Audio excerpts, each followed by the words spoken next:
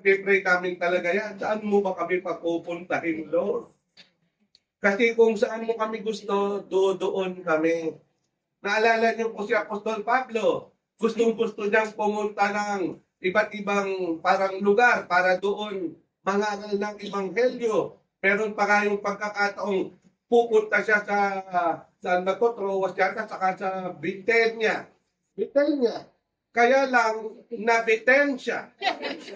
Nabitin siya. Bakit? Nangusap ang Holy Spirit Sabi nga no, di kita pinapayagan na pumunta ron. So, natulog na lang siya. Pagtulog niya, nanaginip siya. May lalaking humihingi ng tulong. At ito ay taga Macedonia. Kaya, nabuhay sa puso niya, mukhang ang gusto ni Lord. Sa Macedonia kami pumunta. Kaya naniniwala ako, nakatayo ako rito sa Hong Kong ngayon. Kasi gusto ng Holy Spirit yun.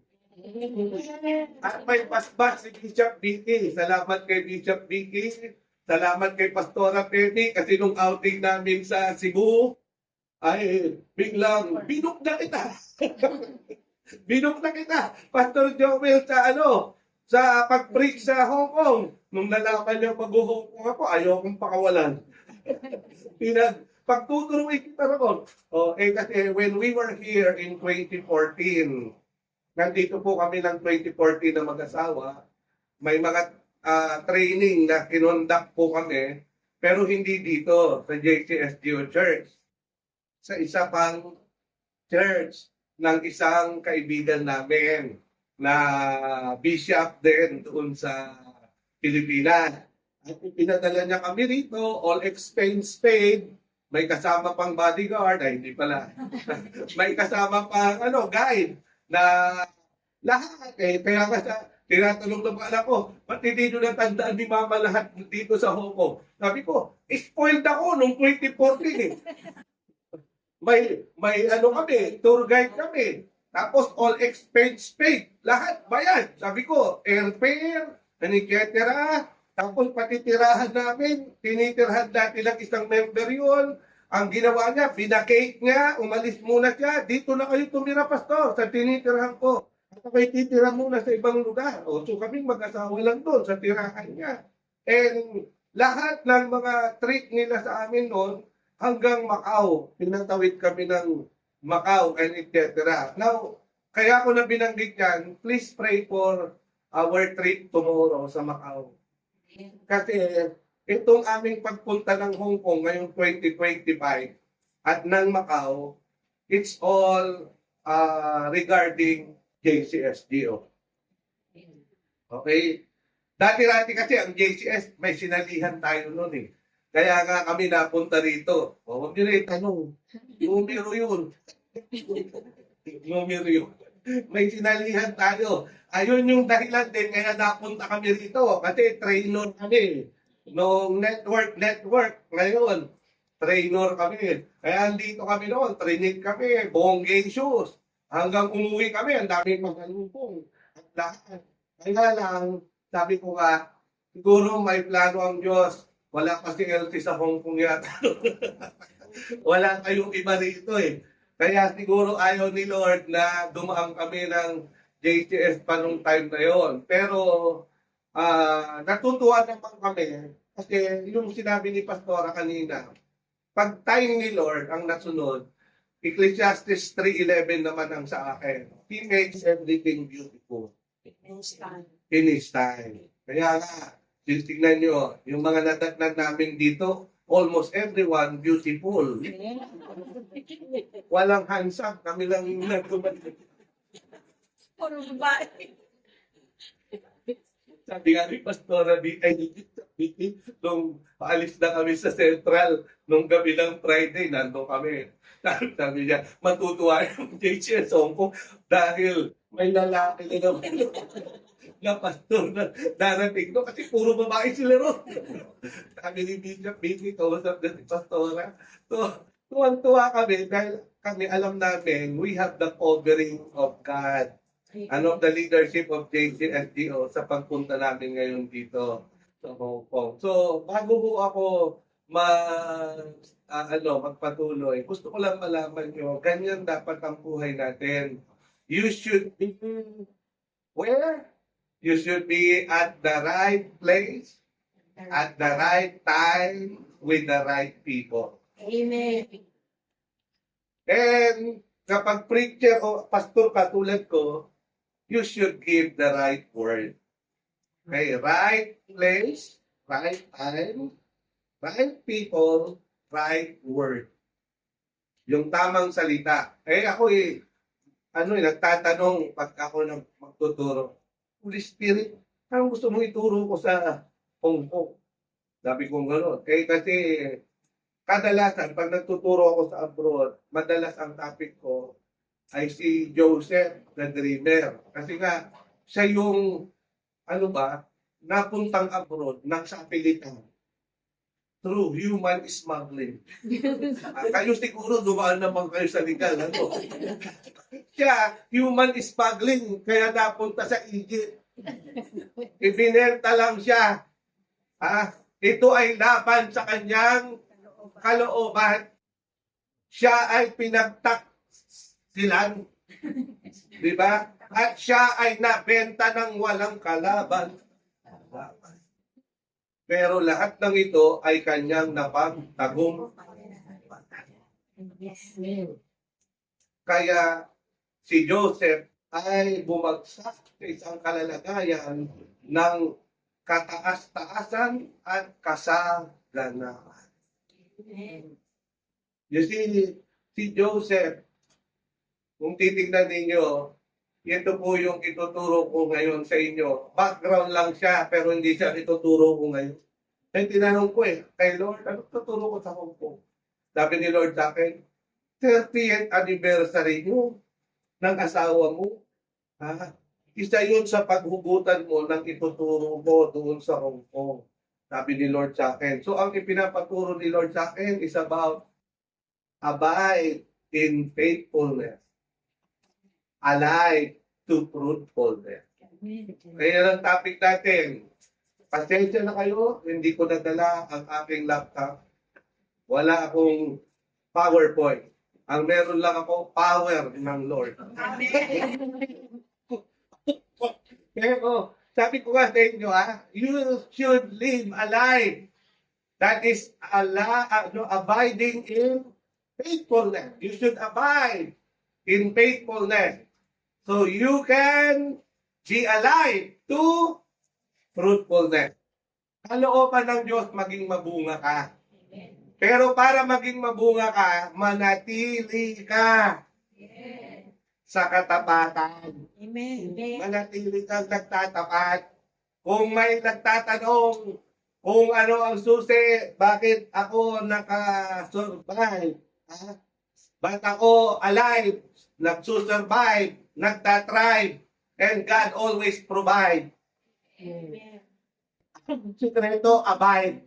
Sabi mo ulit sa katabi mo, abide. Okay? Abide. Yan ang ating sikreto. Open your Bible with me to John 15.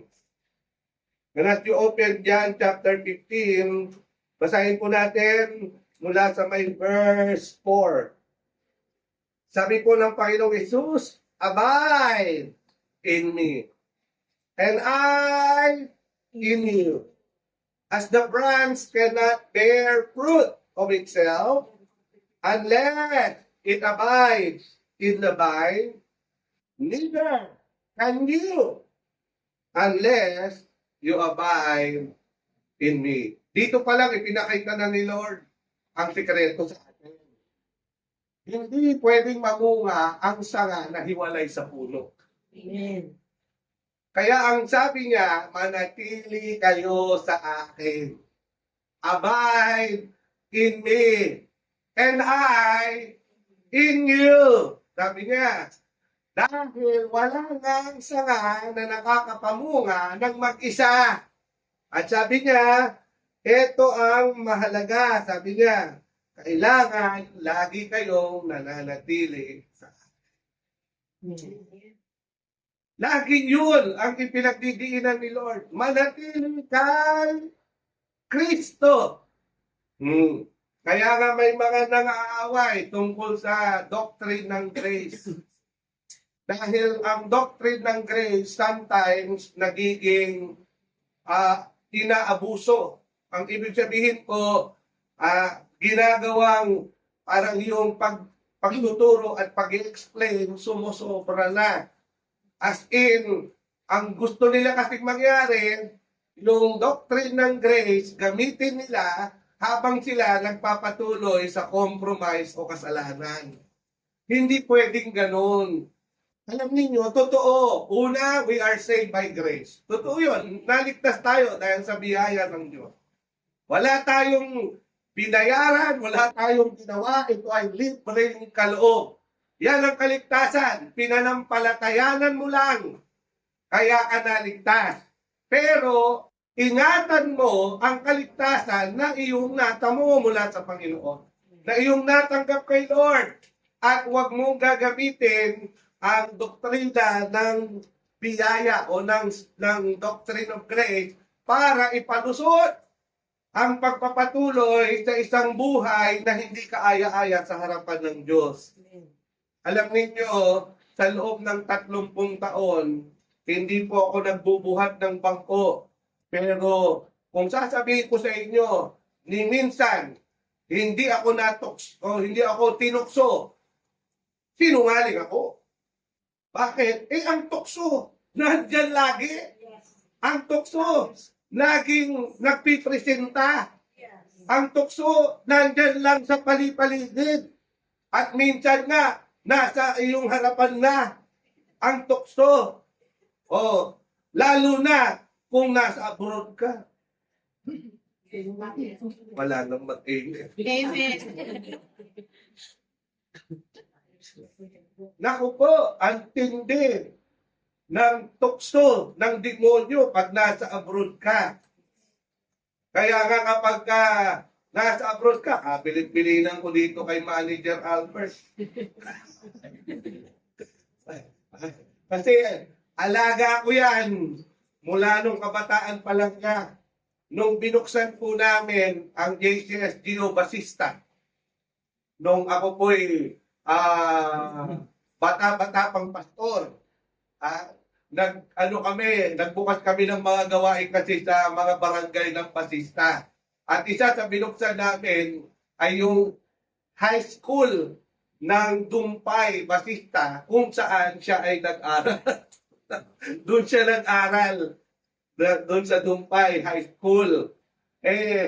Noong ako ay nagtuturo ng Bible study doon, itong ating kapatid ay high school pa lang din yata doon, binatang-binata, sisilip-silip lang doon sa bintana. Hindi umaaten. Sumisilip-silip lang doon sa bintana. Nakabisikleta pa minsan, tinitingnan-tingnan kami ganun. Diyan mo naman makikita ang kapangyarihan ng salita ng Diyos. Dahil ang salita ng Diyos, kailangan in season or out of season, ituro natin. Preach the word. Sabi nga ni Apostol Pablo, di ba? Sa Timothy, sa 2 Timothy. Kailangan itinuturo mo to in season or out of season. Kasi kahit po ang Ecclesiastes tinuturuan tayo na maghasik, cast your bread upon the waters, di ba? At huwag kang nag-oobserba lang ng mga hangin, panahon, di ba? Yung kalalagayan ng kalakitan. Magtalim ka lang magtalim. Kasi hindi mo alam kung alin ang tutubo. May malay ko naman, yung mga tinuruan ko sa loob ng kwarto ng school ng Dumpay, high school, wala na.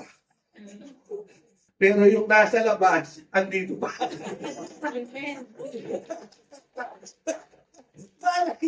Yung nasa labas pala ang isang makakapagpatuloy. At saka dun sa mga nakakakilala kay Sister Marlita sa Central, yung ating pong isang staff ni Bishop Vicky sa Central, tao ko rin ho yun sa Basista. Ayan, tanungin nyo si Albert. Pati yung ate niya na namatay, si Sister Ted, Marites na namatay. Mga tao ko yan na kung titignan ninyo, ginagamit ni Lord. Amen. Tuloy-tuloy. Kahit ngayon na pamilyado na sila. Kaya nga sinong mag-aakala? Kaya nga sabi ko nga kay Albert, kung ka mag-ingat ka ron. Huwag mo ipagpapalit si Shane. Sa kanya, ang ganda-ganda ng misis mo. Ang ganda-ganda, ang cute-cute ni Amara, yung kanyang anak. Sabi ko, nako, kahit anong gawin ng tukso, huwag kang bibigay. Kayahin mo si Joseph. Hindi si Joseph Estrada. Hindi. Si Joseph, na anak ni Jacob sa Bible, na kahit presinta ng presinta yung tukso, inaraw-araw pa siya. Hindi siya bumibigay. At manapay, anong ginawa pa niya? Nung talagang nahuli na siya at nasukol siya, tinakbuhan niya. Kaya nga nung tumakbo siya, naiwan niya ang damit niya. Hinata nung asawa ng amo niya. Oo. Kaya nga si Joseph na paratangang ng rape, pero ang totoo, ang rapist, yung babae. Tignan nyo may mga rapist na babae. Sa JCS, wala dyan. Pero rapist, yung amo niyang babae. Tapos binaliktad, siya ang kinasuhan, siya ang ipinakulong. Wala naman siyang kasalanan. Siya ang naparatangan. Pero ang Diyos, alam niya lahat. Amen. Kaya si Joseph, hindi niya pinabayaan. Kahit saan mapunta si Joseph, dahil siya ay nananatili sa Diyos. Yun yung sikreto Abay! Abay! Nanatili si Joseph sa katapatan sa Diyos. Nung siya ay tinutokso na.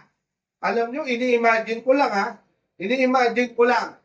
Imposibleng pangit na babae, asawa pa naman ng kapitan ng hukbo ng Egypt, yung nakakakit sa kanya.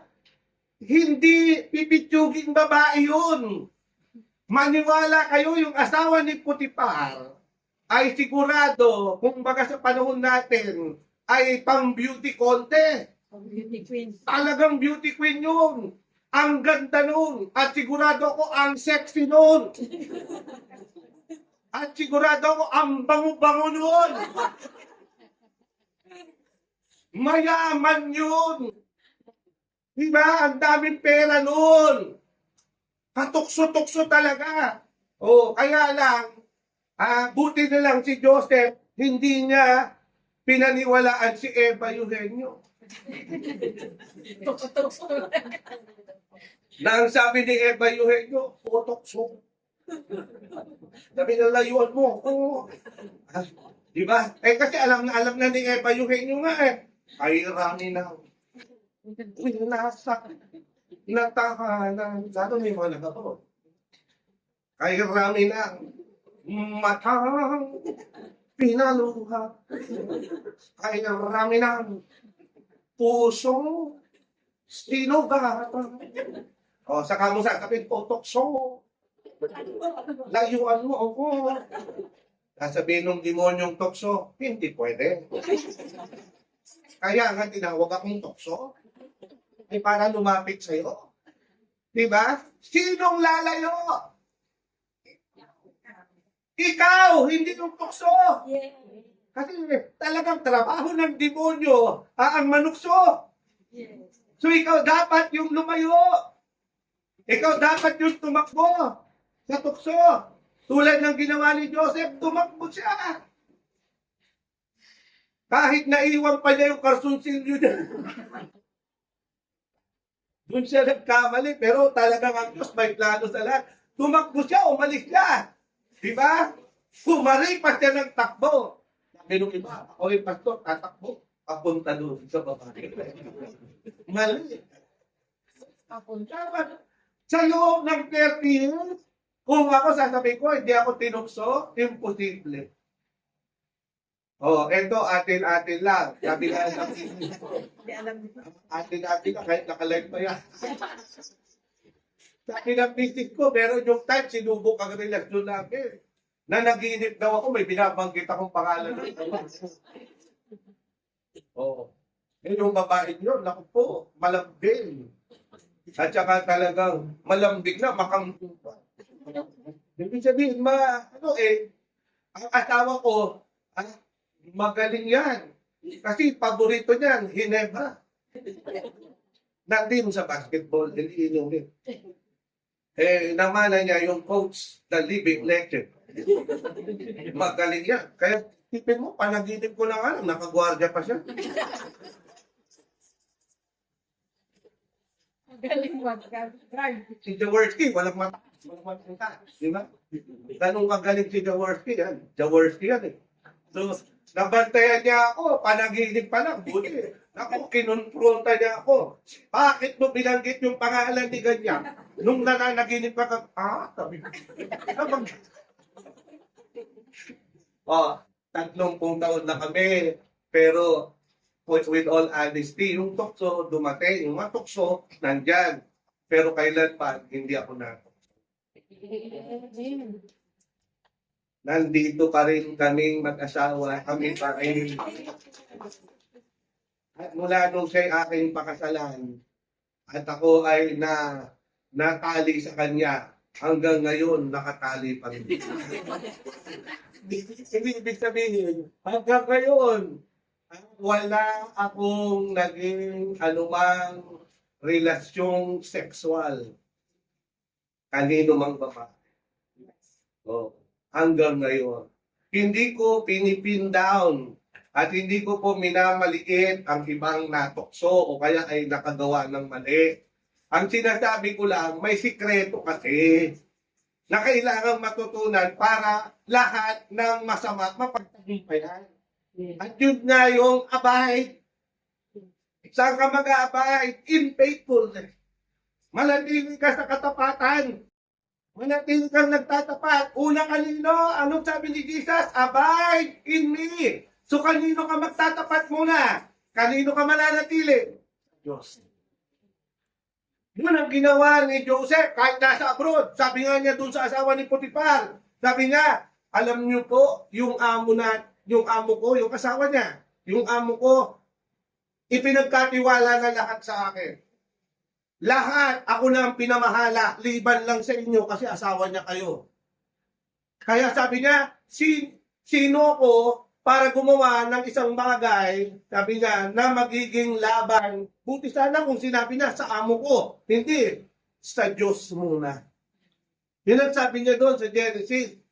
How can I do this thing, sabi niya, and sin against God? So ang unang sikreto pala, kailangan, bago sa amo, sa Diyos muna na tunay na amo nating lahat. Bago ka magtapat kung kani-kanino, magtapat ka muna kay Lord. Kaya nga si Joseph na-spare sa mga pakana at palaso ng demonyo at siya ay tuloy-tuloy na kahit dinidemote ng kaaway, itinataas naman ni Lord. Amen. Hanggang sa itaas siya ng itaas ng Panginoon. Maniwala kayo sa akin, pag nanatili kayo, when you continue to abide in faithfulness, number one, to Jesus, to God, you will remain what? Alive to fruitfulness. Amen. Siguro, natakot pa si Joseph nung una. Tinakot pa siya. Sige, ipapakulong kita. Sige, kakasuhan kita. Sige, ipapapatay kita. Wala eh. Paano mo tatakutin ang isang tao na takot lang sa Diyos? At walang ibang kinatatakutan. Sabi nga, he who kneels before God can stand before anyone. Yes. He who kneels, siya na lumuluhod sa Diyos, ay makatatayo sa harapan ni numan. Kaya hindi po siya kailanman natinag na manatili sa katapatan sa Panginoon at sa kanyang amo. Oo, napaniwala yung kanyang among lalaki, kaya nga ipinakulong siya, pero ang Diyos alam niya ang katotohanan. Yes. At ang katotohanan ang nagpapalaya sa atin. Tama po ba? Amen. Okay, read it. John chapter 8, verse 31 to 32. Basahin ninyo. Nandun pa rin yung salitang abide. Sabi doon sa may John chapter 8, verse 31 up to 32, sabi ni Lord, then Jesus said to those Jews who believed Him, if you abide in my word. So, abiding, number one, in God. Abiding, number one, in Jesus. Number two, abiding in the Word. Kailangan manatili ka sa salita ng Diyos. Sabing ganon, if you abide in me and my Word abide in you, and you abide in my Word, you are my disciples indeed, and you shall know the truth, and the truth shall set Yes. you free. Ang saya, di ba? Ang saya. Ang importante pala rito, kahit anong gawing pagpapasinungaling ng mundo, Amen. pag nanatili ka sa katotohanan, dahil sa pananatili mo sa salita ng Diyos, ang Diyos lalo kang bibigyan ng kalayaan. Palalayain ka. You will know the truth. One day, si Joseph got out of prison. And when he got out of prison, actually marami pang delay yun. Naalala niyo yung butler at saka yung baker na ininterpret niya yung dream nila. At nung nagkatotoo na, sabi ni Joseph doon sa butler, huwag mo kong kalimutan. Pero 2 years has passed. Nakalimutan siya nung butler. Di ba ganyan naman yan? Sa panahon ng kagipitan, naaalala. Di ba? Pag panahon ng kaluwagan na, nalilimutan ka. Ang hirap pa niyan eh. Sa panahon ng utangan, naaalala ka. Sa panahon ng bayaran, nagka-Alzheimer na. Yun ang problema. Eh, si Joseph nung naging tanda kasi nakalaya yung butler. O, yung tagabigay ng saro, yung tagabigay ng inumin, ng alak kay Parao. Pero, naiwan si Joseph ng 2 pang taon sa kulungan. Kung hindi pa nanaginip ang hari ng Egypt, si Parao, ay hindi pa siya makakalaya. Dahil walang makapag-interpret ng panaginip ni Parao, kahit yung mga pinakamatatalino, pinakamagagaling ng buong mundo, ng buong Egypt, wala. Naalala tuloy nung butler ang kanyang kamalian at doon niya sinabi sa hari yung katotohanan at ito ang nagpalaya kay Joseph. At si Joseph nung lumaya, hindi para maging alipin muli. Siya ay lumaya para maging pinakamataas na tao sa buong mundo. Amen. Palakpakan naman natin, Lord. Alam niyo, may magandang plano si Lord sa inyong mga nandito sa Hong Kong din. Anong sikreto dapat? Manatili kayo. Number 1, sa Diyos. Kay Jesus. Number 2, saan? Sa salita niya. Sa salita ng Panginoon. Manatili kayo sa kanyang salita. Balikan po natin ang John 15 at basahin po natin ang verse 7. Sabi po doon sa may verse 5 muna. Sige, daanan na lang natin. I am the vine, you are the branches. He who abides in me, and I in him, bears much fruit. For without me, you can do nothing. So talagang ang plano ng Diyos, pag nanatili ka, pamumungahin ka niya. Magtatagumpay ka. Ganun pagkakasabi ng asawa ko, pag panahon mo na, walang makakapigil. Amen. Alam mo, itataas ka ni Lord. I-bless ka talaga ni Lord. Amen. Payayamanin ka ni Lord. Oh, at sabi niya dito, sa verse 6, if anyone does not abide in me, he can do nothing. He is like a branch who is cast out and is withered, and they gather them and threw them into the fire, and they are burned. Yan yung sinasabi ko sa inyo, when you abide in faithfulness, you'll remain alive. Amen.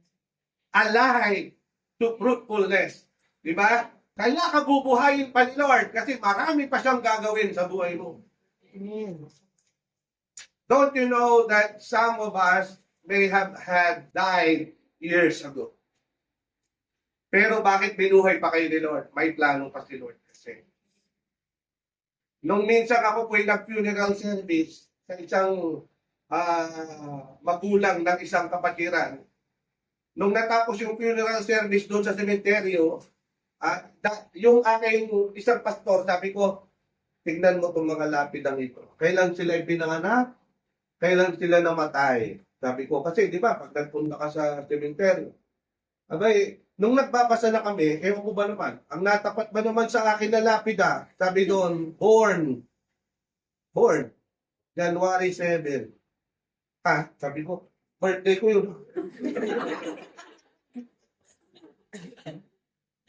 Pero tinignan ko, January 7, year 2000. So 2025 ngayon, nakalibing na siya. Ilang taon siya kung buhay siya? 25 pa lang, pero nakalibing na. Sinong masaya? Wala ka sa ilalim ng lupa. Diba? Buhay ka pa. Sinong nagpapasalamat sa Diyos? Buhay ka pa. Yung iba sa inyo, hindi 25, baliktad. 52 na. Pero buhay pa kayo. Tama ba? Hindi nyo ba nakita? Nagsusunod-sunod na sila. A million times. Di ba? Si Pilita Corrales, hindi pumayag na hindi niya isama ang kanyang balae. Sabi niya, tayong magbalae, magkakantahan. Kaya sabi niya, Nora, ikaw na ay lumisan. Kaya si superstar natin, na national artist, tayo rin ay iniwan. Tama? Si Nora ano, nilibing na rin. Ba't di nila sinama si Vilma? Hindi marunong kumanta si Vilma, kaya sabi, baka kasira lang yan. Panatili doon. Pero tingnan mo, nagsunod-sunod. Kaya ngayon, inimbita din nila si Haji Alejandro. Tama ba? Nandun nga kami sa youth camp ng Region 1 eh. Kami nga doon host. Kami ang nag-direct nung youth camp ng Region 1. Nabalitaan ko na lang, patay na yung yung father ni Pastora Tina Venerasyon, ni Daduya, Siapno, di ba? Patay na. Bago ako pumunta ng Hong Kong, naku po, may sumunod na naman. Sa Santa Barbara din. Yung father naman ni Marge, yung si asawa ni Sister Aida, si Brother Mario. Kaya sabi ko, naku po, kung ang pag-uusapan natin to remain alive, plano ng Diyos lang ang masusunod yan. Pero para mapanatili ng Diyos, buhay ka, magtapat ka. Remain faithful. Para makatrabaho si Lord, panatiliin kang buhay. Hindi po ba sabihin, Pastor, yung mga namatay, hindi tapat? Hindi naman. Schedule na nila siguro. Okay? Pero ang delikado, may nakalagay din sa Book of Ecclesiastes, why die before your time?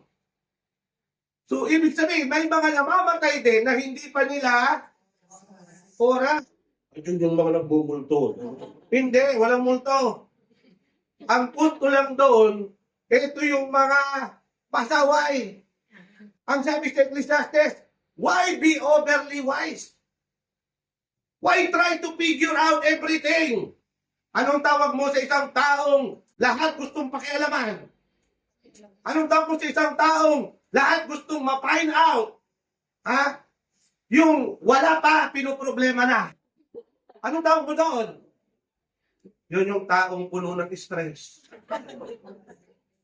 Di ba? Stressful na tao. Nawawala ng oras ng tulog kasi hindi pa dumarating ang mga problema, iniisip na niya. Yung problema, gabuto pa lang ng munggo, pinalaki na niya, buko na.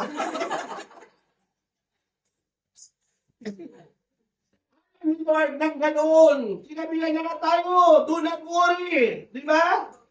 Seeking first the kingdom. Yes. Yun ang sinasabi ni Lord. Pero ang ginagawa natin, naman po, pinapakialaman natin pati trabaho ng Diyos. Sabi na nga ni Lord, sapat na ang mga problema ng isang araw na ito. Huwag mo na problema pa susunod. Diba? Kaya nga sabi nila, kapag ang problema mo, hindi ka makahanap ng solusyon, huwag mo nang problemahin.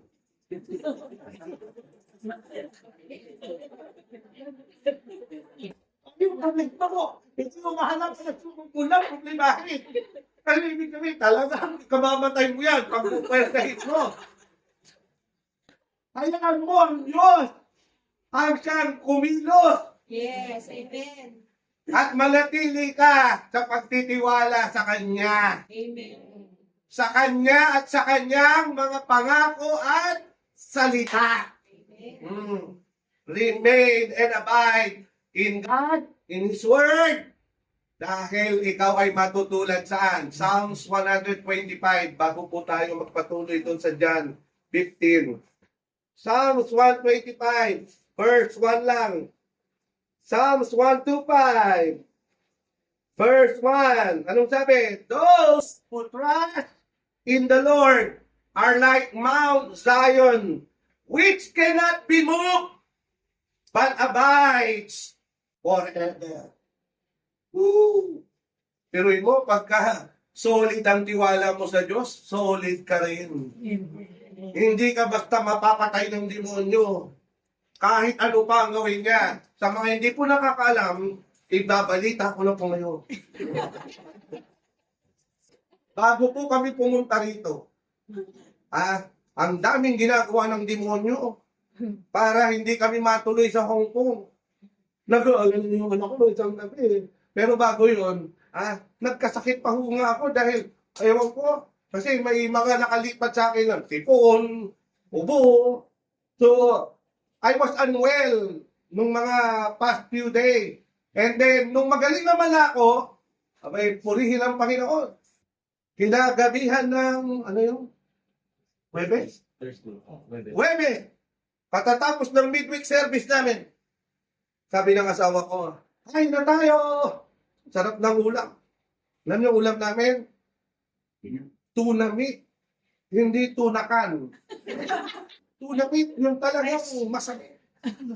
Masarap. Yung galing sa palengke talagang tuna na ang lalaki. Yung alam mo yung parang karning-karne. Kaya lang hindi ko po alam kung anong nangyari. May pagkatapos namin kumain, magka-clarion pa naman, prayer online. Biglang, sabi ko, ba't masakit ang batok ko? Nakaka-high blood ba ang tulo? Ba't masakit ang ulo ko? Ba't parang nasusuka ako? Tapos, di pumasok na lang ako, di ako nakipag-clarion. Akala ko mamaya, ako lang yung nakaramdam ng ganun. Akala ko tumas ang BP ko o what. Mamaya, pinasok na ako nitong bunso. Siya yung nag-ooperate kasi ng clarion. Kanya, ano nga, hindi yung nangyari sa akin. Namumula na lahat ng buong katawan niya. At tapos sabi niya, sakit ang ulo ko, nilalagnat ako.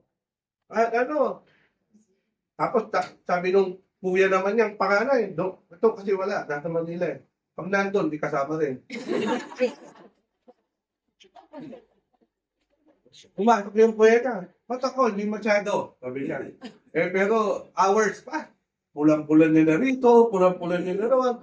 Tapos yung isa naming kasama sa bahay, lahat ng buong alcohol, ibinuhos na, kati-kati niya rito, nila.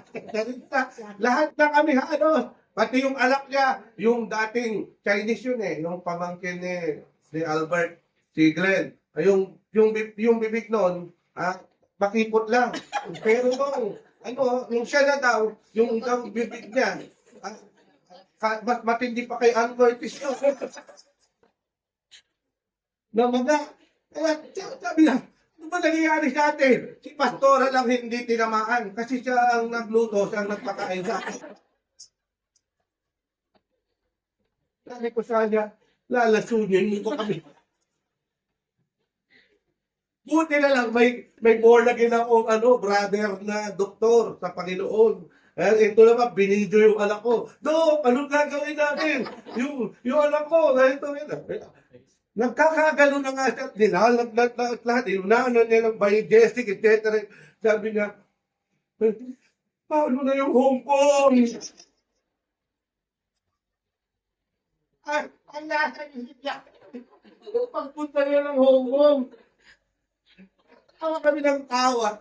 Nung ano na, kasi sabi nung doktor namin, naku po, nag-trigger ng allergic reaction yung iba sa inyo doon sa kinain yung tuna. At baka yung nakain yung pong tuna, hindi naman po sa parang tahong na may red tide, ano.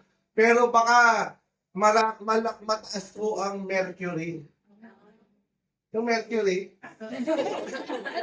di ibig sabihin, parang kumain pala kami ng bubo.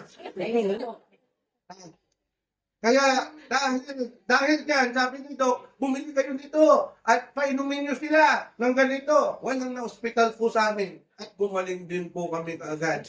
Bakit? Kahit nakakain po kami ng mercury, napabili kami sa mercury. Mercury po. Kaya gumaling kami. O, ito na kami. Buhay, nandito na sa harapan niyo.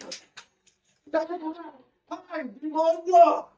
Habang ako'y nasa kama na pinapawisan at pinapaitong ng kamot. Ay, demonyo! Sabi ko sa kanya, hindi mo ako matatakot at hindi mo ako mapipigilan. Kung kailan ang sama ng pakiramdam ko, kinuha ko yung maleta ko. Inayos ko yung mga damit ko, inilalagay ko. Tapos sabi ko, hoy, Satanas, makinig ka.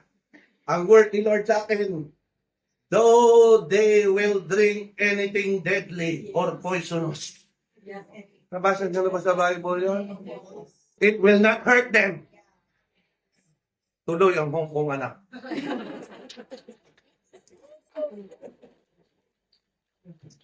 Akala nyo, pinanghawakan ko yung gamot ni Doktor.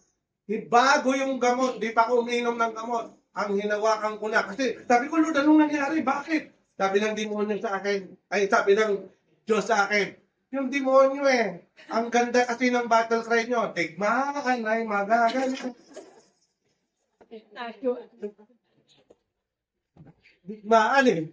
Ay, kami napunta rito. Sumabak muna kami sa digmaan. Salamat naman sa Diyos. Diba? At sa digmaan, kami ang nagtagumpay. Dahil ko kami sa ospital, nakalahilan. Hulihin ng Panginoon. Sabihin ko sa inyo, abide in faithfulness and you will remain alive.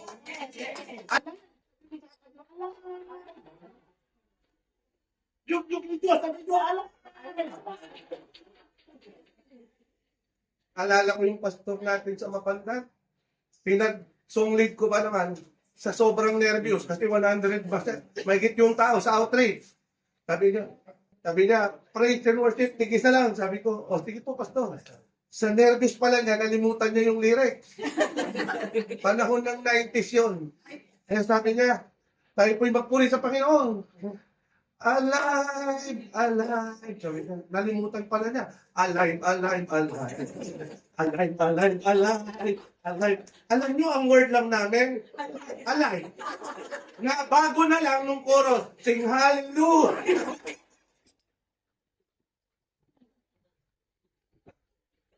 Mahirap palang nervisin tong pastor na to. Sabi ko, ang alam na lang ng salita, alive. Pero di ba, nagre-remind ito sa inyo ngayon. Yung pastor na yon, ilang beses nang muntikan ding mamatay. Sumuka na at lahat dahil ang kanyang BP talagang nag-shoot off. Pero dahil ang kanta niya, alive, alive, alive, alive. Hanggang ngayon, at sa September, dual citizenship na siya. Magsi-60 na. Si Pastor Ferdinand. Kaya kung gusto nyo kalimutan yung ibang lyrics, okay lang. At ang makapanatili sa inyo, alive. Be alive to fruitfulness. Sabi mo sa katabi mo, marami ka pang ibubunga.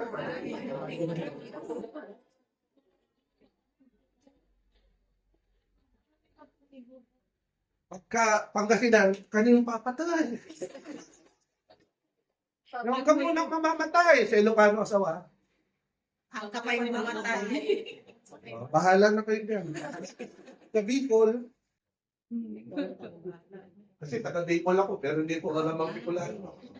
You see, kung titignan nyo when you remain in God, abiding in Him, when you remain abiding in the Word, ibang klase ang mangyayari. 30 years, nagtagumpay kami sa lahat. Amen. Kasi ang sikreto, abiding in God, abiding in the Word of God, and number 3, abiding in the love of God. Tignan niyo po yun, yung John 15. Nandun na po yun. John 15, basahin niyo sa verse 7. If you abide in me, and my words abide in you, you will ask what you desire, and it shall be done for you. By this my Father is glorified, that you bear much fruit, so you will be my disciples. Verse 9 and 10. As the Father has loved me, I also have loved you. Abide in my love. Ano yung binanggit ni Lord? Abide in me, abide in my word, abide in my love. Tatlo. Di ba? Abide in me, abide in my word, abide in my love. Kaya sabi niya, if you keep my commandments, you will abide in my love. Just as I have kept my Father's commandments and abide in His love. Bakit buhay pa rin ang pag-ibigan at ang romansa? Sa 30 taon ng mag-asawa na dapat sana ay wala na. At sumakabilang bahay na.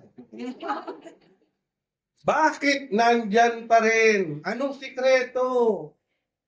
Simple lang. Abide in faithful. Yes. And remain alive to kung pwede nga lang magka-baby girl pa kami, di magpo-fruitful. Magiging fruitful pa yung asawa ko. Wala, tinalian na eh. Isinara na. Kaya ang asawa ko, naku po, nung naglakad sa dagupan niya, nung ikinasal kami, ang bewang niya, 23. Tanong mo ito mga pinsan niya. 23 ang bewang niya, ang sexy. Nung naglakad, as a bride, huwag mo tanongin ngayon. Ano ko rin sabihin? Baka batuhin ako. Pero ang punto ko, kailangan kasi 3 cesarean. Ikaw ba naman yung biyakin ng biyakin? Di ba? Buti yung buko sana. Eh siya, naku, buwis buhay nung ipanganak niya yung aming 3. Eh lalo na itong pangatlo. Eh kasi, bouncing baby boy mo, alam ko eh. Oh. Pero salamat sa Diyos. Buhay ang ina nila, buhay din silang 3. Yes. May plano talaga ang Panginoon pa sa amin.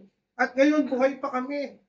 At kami nananatiling naglilingkod kay Lord. At ang decision namin, kami, ako, at ang aking sambahayan, kagaya ni Joshua, me and my house, we will serve the Lord. Amen. Up to the last breath, under JCS. Kung mananatili rin lang tayo sa katapatan, isa sa main exercise niyan, marriage. Kaya nga ang asawa ko, pagtatanungin nyo anong sikreto, kasi pag nagtatanong na yan, mahal mo pa ba ako? May mga times kasi, siyempre, sumisipa sa isip niya yung mga ganyang tanong. Lalo na kung kahit maputi. Di ba? Mapapatanong ka na eh. Kapag nakikita mo rin sa salamin, marami nang nagbago. Di ba? Dati, ikaw yung Coca-Cola na 8 ounce. Ngayon, litro. Di ba? Oh, kung dati-rati, nakikita mo yung sarili mo, di ba? Sa ano, ang bata-bata mo. Tapos darating yung time, makikita mo, iba na. Yung buhok mo, nababawasan na. Bukod sa nababawasan na, kulay ka ng kulay. Dati, hindi kasama sa budget yan. Ngayon, nasasama na. Di ba? At marami pang iba. Kasi, nagkaka-wrinkles na rin. Sinong alam na maraming nagbabago sa panglabas? Pero kung ang pangloob mananatiling tapat, baliwala ang mga pagbabago sa panglabas. Kasi ang pinakamahalaga ay kung paano tayo baguhin ng Diyos sa pangloob. Kaya kaming mag-asawa, pag siya nagtanong na, mahal mo pa ba ako? Lalo na pag siguro na-insecure din siya, meron namang mga ganyan. Di ba? Lalo na kung makakita ka na kung mga mas bata-bata, o mga maganda. Pero ang asawa ko, isa lang ang pang-ano ko din, pampayapa ko sa kanya. Simple lang. Mula noon hanggang ngayon, ang yan lang sinasabi ko, sabi ko sa kanya, alam mo, hanggat ako nagmamahal at nagtatapat sa Diyos, Yes. no need to ask. Amen. Mananatili rin akong nagmamahal at nagtatapat sa iyo. Sabi ko, konektado lang ang pagtatapat at pagmamahal ko sa Diyos sa pagmamahal at pagtatapat ko rin sa iyo. Kasi, dahil lang sabi ko sa inyo, yan ang number one exercise of faithfulness. Very. Number two, yung pananatili nyo halimbawa sa JCS. Amen. I got born again somewhere 1988 to 89. At ako'y napasa JCS-GO kasi nag-umpisa kami, hindi naman JCS kaagad eh. Kaya lang, nung nasa JCS-GO na kami from 1989, bilangin nyo nga, 2025 hanggang ngayon, 13. JCS-GO. Hanggang ngayon, di pa nasisira ang record na ako po ang pinakabatang nagpastor sa JCS. At isipin nyo kung ilang taon na akong pastor. Kasi si LT, kinasal ko. Isa sa mga kinasal ko yan, si LT. Si Albert, high school, nung ano. Pero may mga time pa na may mga leader kami na dumarating sa church. Pero mo sasabihan ako, Pastor, kilala niyo po ba itong bata sa picture? Na bit-bit ng lola niya. 1991. 1991. Sabi ko, hindi. Sino ba yan? Sabi ko, sino ba yung batang hubad na yan, nalabos? Sabi nung tao sa akin, Pastor, ako yan eh. Nung nag-crusade kayo sa amin, pinatungan niyo po ako ng kamay at ay, ko na ba yan? Buti hindi ka nahubad. Sabi ko, hindi, kasi ano na siya, 30 plus na siya. Ako yung kinasal ko noon, ang dalaga na ngayon, anak niya. For your information, ako, may kinasal ako na pastor ko Kinasal ko yung pastor ko, kinasal ko ang anak niya, kamatay na lang, mga anak niya, dinededicate ko na ang mga apo niya. Pero mas matanda siya. Kasi sa akin, sabi ko nga, pero mo sila, nalusutan na kami, pastor, bishop lang kami, sila, apostol na. Apo. Apostol na. Pero isipin ko kami, hanggang ngayon, nasa JCSD. Nananatili sa JCSD. May kasama doon sa ating panunumpa, sa ating covenant at ako'y mananatili sa lugar, di ba? Na pinaglagyan sa akin. Kaya I am very, happy to inform you, isa yan sa nag-develop ng karakter sa akin, ng katapatan sa akin. Manatili kayong tapat sa asawa nyo. Sino pong may asawa, taas pa man. Kahit nasa Hong Kong kayo, manatili kayong tapat sa asawa nyo. Ha? Eh, paano yung asawa ko doon, Pastor? Takutan niya sa Diyos yan. Diba? Manatili kayong tapat sa Diyos. Manatili kayong tapat sa asawa nyo. manatili kayong tapat sa church na pinaglagyan ng Diyos. Amen. Bago ako magtapos, 1 Corinthians 13:13. Basahin nyo, may mga ibang verses pa ako. Sabi ko, now these three remain. Faith, hope, love. But the greatest of these three is Love.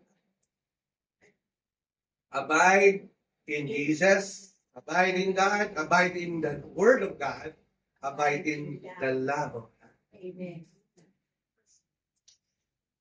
Love will remain the greatest. It will abide and will remain the greatest. Testimony, 30 years, and still in love. Amen. Diba? Oh, next, as I read, 1 John 2, verse 17. Anong sabi doon? Tandaan niyo yan, kasi yan, totoo yan, makikita niyo yan, maobserbahan niyo yan. Sabi sa 1 John 2:17, and the world is passing away. Pati si Pope Francis has passed away. One day, si Bishop J, nandun na rin. One day, kung sino man ang mauna sa schedule, you and me, kung di pa magra-rapture, we will also pass away. Pero tandaan ninyo, itong pass away na tinutukoy naman dito is about the world. Kasi ang mundo talagang walang nananatili.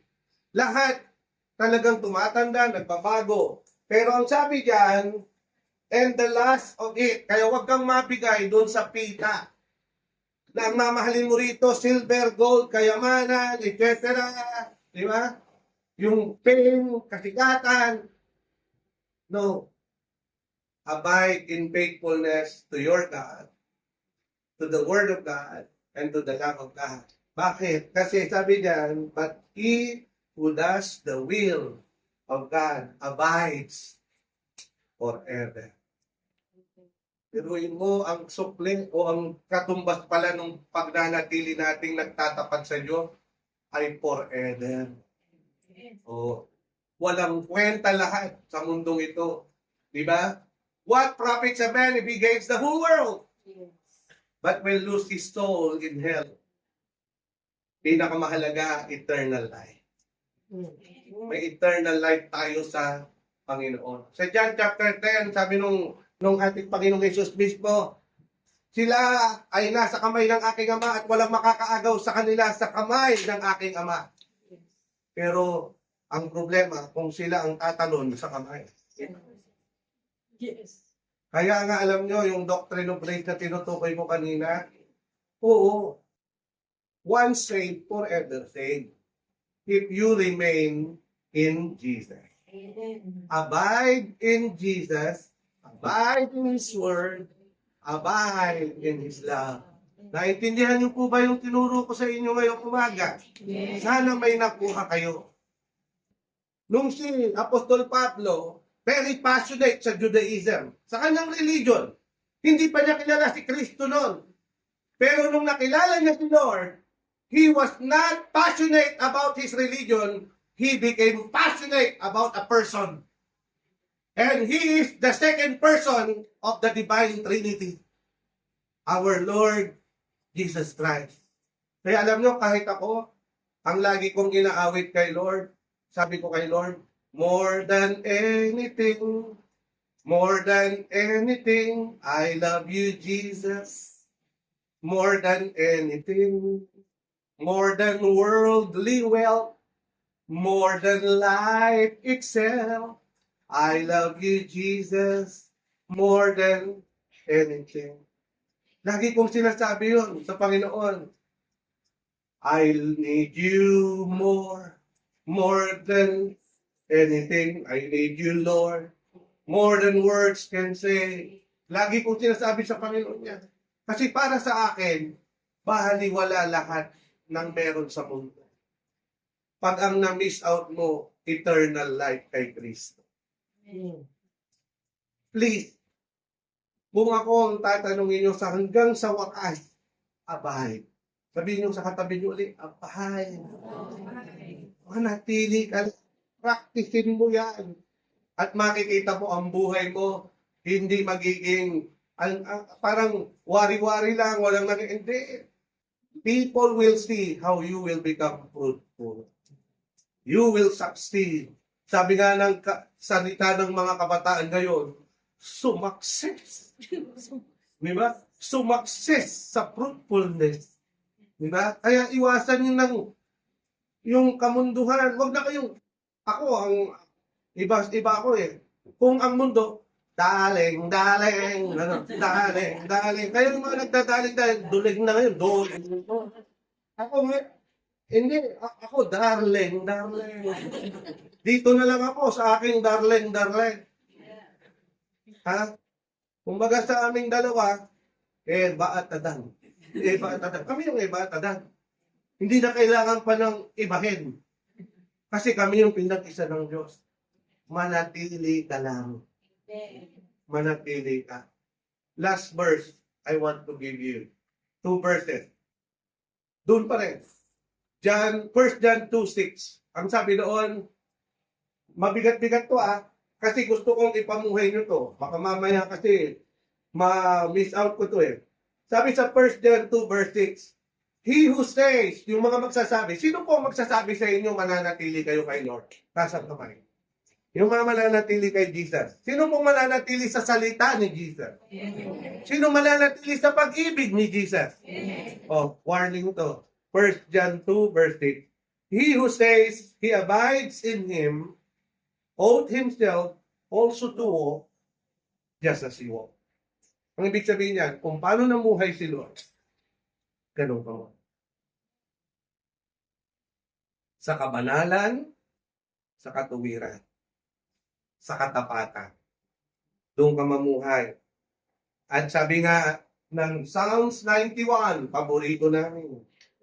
Verse 1, He that dwelleth in the secret place of the Most High. Anong mangyayari sa kanya?